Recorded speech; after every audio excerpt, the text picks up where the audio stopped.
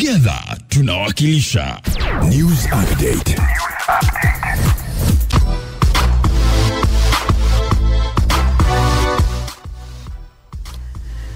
Jeshi la polisi mkoa wa Morogoro linawashikilia watu 12 kwa tuhuma za makosa matatu tofauti, likiwemo la mwalimu wa shule sekondari Zombo wilayani Kilosa mkoani humo anayefahamika kwa majina ya Mkame Living Moisumo mwenye umri wa miaka 30 kwa tuhuma za kumbaka mwanafunzi wake wa kidato cha pili. Kamanda polisi mkoa wa Morogoro Sakap Alex Mkama amesema tukio hilo lilitokea Machi 19 mwaka huu majira ya asubuhi shuleni hapo, ambapo mwalimu huyo alikuwa katika shule hiyo kwenye ofisi ya mwalimu mkuu wa shule hiyo, ambapo mtuhumiwa alikuwa kikaimu ofisi hiyo. Mwalimu Mkame Living Moisumo, huyo ana miaka 30, ni mwalimu wa shule ya sekondari ya Zombo iliyopo wilaya ya Kilosa mkoa wa Morogoro kwa tuhuma za kumbaka mwanafunzi wake wa kidato cha pili. Hili tukio limetokea tarehe 19 mwezi huu wa 3 muda wa asubuhi katika shule ya sekondari ya Zombo iliyopo kijiji na kata ya Zombo wilaya ya Kilosa, ambapo mwanafunzi jina lake tunalihifadhi kwa sababu za kimaadili, jinsia ya kike mwenye umri wa miaka 16 wa kidato cha pili alifanywa ukatili au kubakwa na mwalimu wake wakati wakiwa ndani ya ofisi ya mwalimu mkuu wa shule hiyo alipokuwa amemtuma kwenda kufuatilia mwongozo wa somo au lesson. Silaha zilizokamatwa ni shotgun 2 na gobole 1 linalotumia risasi za shotgun.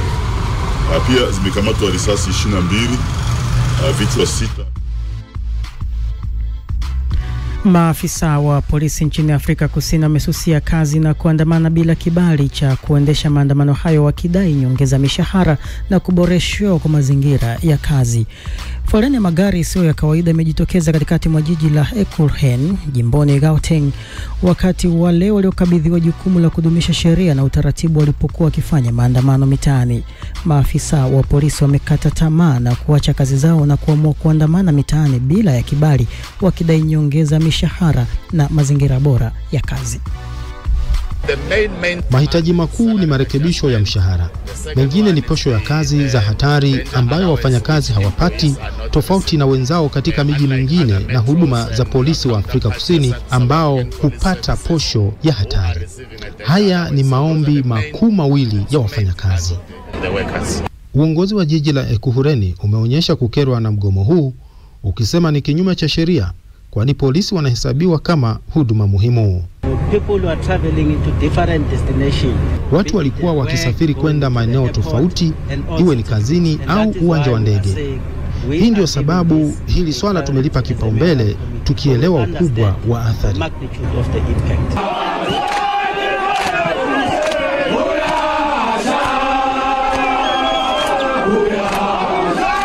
We met with the MMCs there in the chamber and we agreed on the process flow of. Kwa hiyo wamekubaliana kuendelea na mikutano kama kamati ya meya na polisi, na kesho tutakutana tena na hawa wafanyakazi.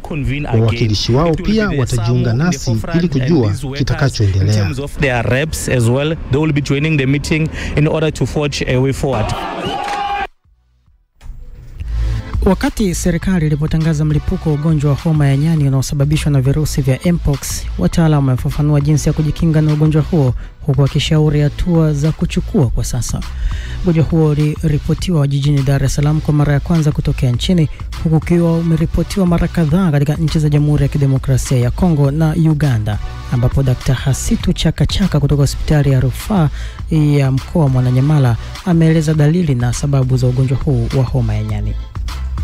Ugonjwa unasambaa kwa njia zifuatazo. Mojawapo ni kwa njia ya kugusana moja kwa moja na mtu ambaye ameathirika na ugonjwa huu, lakini njia nyingine kwa kushika majimaji ya mgonjwa ambaye ameathirika, aidha ni kama ni jasho au vitu ambavyo amevitumia kama ni mashuka, matandiko, ameshika labda kwenye meza, mtu anaweza akapata.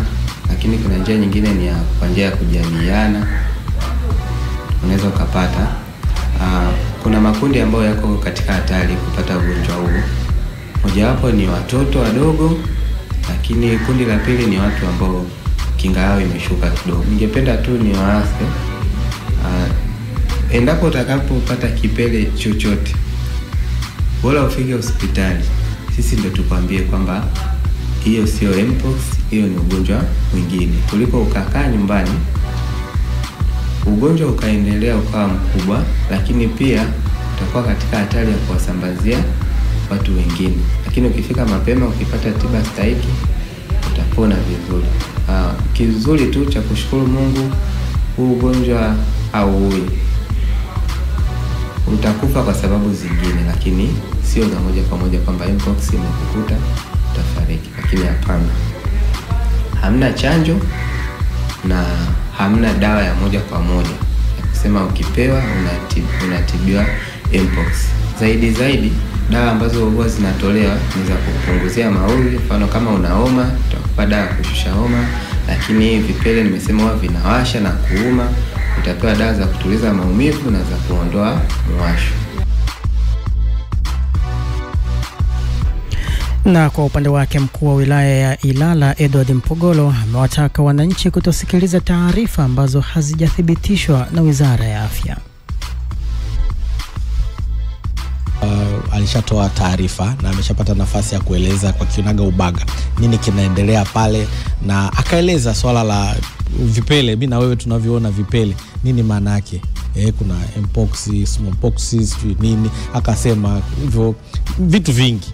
Manake wakati mwingine tusieneze vitu bila kufuata wataalamu, na naamini serikali imeshatoa taarifa yake. Tuendelee kustiki kwenye taarifa ya serikali kwamba huyu mtu anaonekana na jambo hili, basi ni hatua gani pale. Kile ni kituo tu, kwamba hata mimi leo hii Mpogolo niko hapa, sijakutana na mtu na nini, lakini kisha kuwa na kitu ambacho sio kawaida, lazima nipeleke kwenye kituo kama isolation, ili sasa vipimo viendelee kuchukuliwa. Mwisho news update kutoka hapa East Africa Radio. Mimi naitwa Abel Kilumbu. News update. 99.0 East Africa Radio. East Africa Radio, Kampala. Together tunawakilisha. Usitoke. Baki hapo hapo. Tunalipa bill. Dakika 0 tu.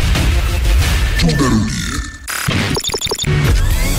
Hizi ndio zile za wajanja wa enzi hizo. Ready or not, here I come.